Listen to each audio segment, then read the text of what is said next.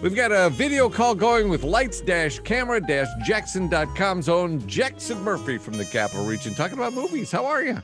I'm doing well, Randy. How about you? I am great. I'm ready to see a good movie. There's a lot going on this week, starting out with Suicide Squad. It's back. That's right. It's back, right. Exactly 5 years ago, first week of August, we had Suicide Squad. Will Smith won an Oscar.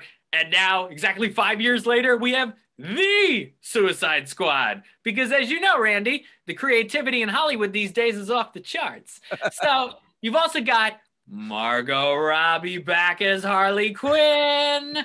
Yes, she was so good in the first Suicide Squad movie. Didn't love Birds of Prey, but you've got Margot Robbie. Viola Davis is back. New people in this one include Idris Elba, John Cena, and director James Gunn. He did Guardians of the Galaxy Volumes 1 and 2, so now he's going from the Marvel world to the DC world. He has talked about wanting to combine them at some point. We'll see if that happens. Oh, that can't happen. It can't happen. You don't want it to happen? Oh, that would be too much. It would be a lot. It would be a lot for comic book fans to handle. There's no question about that. So Suicide Squad, the Suicide Squad, should do well this weekend for Warner Brothers in theaters and on HBO Max. All right, now there's an animated musical on Netflix. What's this about?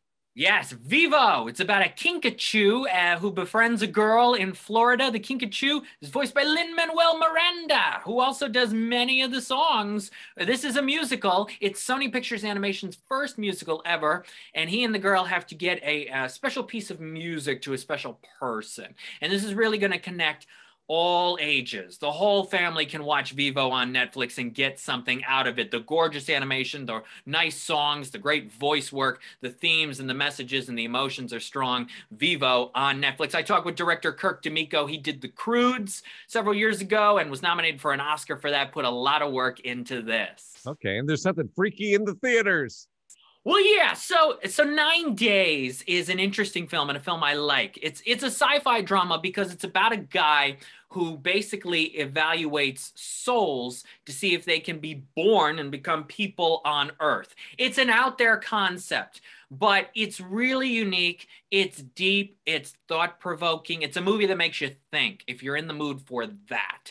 Winston Duke from Black Panther and Us is very good in the lead role. Tony Hale is in it as well. Zazie Beetz from Joker. 9 Days is not perfect, but I give Edson Oda, the writer-director, a lot of credit for taking chances and giving us something to think about. I recommend you see 9 Days. Right, and there's another musical out this weekend, right? Right, a musical, opera, and freaky in its own way, and not in a good way. It's called Annette. Adam Driver, Marion Cotillard, Simon Helberg from The Big Bang Theory, and Florence Foster Jenkins are all in this film. It's about a couple, and they have a baby. And the baby, they go down a certain promotional path with the baby. The baby has a certain talent, and there's a lot of drama that ensues. The baby is an actual puppet. That's how they represent the baby. So that's freaky during a lot of the movie. I think the themes that it tries to get across, I like some of the ideas it goes for, but Randy, the execution in this entire film is terrible. I do not recommend Annette. Okay, and then there's a couple of documentaries out for people this week. Yes, the studios are putting out so many movies these days, getting a lot into August. A couple documentaries. They're both good. I like one more than the other. The first is Val. This is on Prime Video. This is the Val Kilmer documentary. And you learn so much about his career, all the movies he's made, his relationships with people in the industry. He's also been battling throat cancer. And so we learn about that. And his son is involved with it a lot. I like it. It's not incredible, but it does a lot, and it'll speak to a lot of people. A film called Whirlybird is really good. One of the strongest films of the year so far.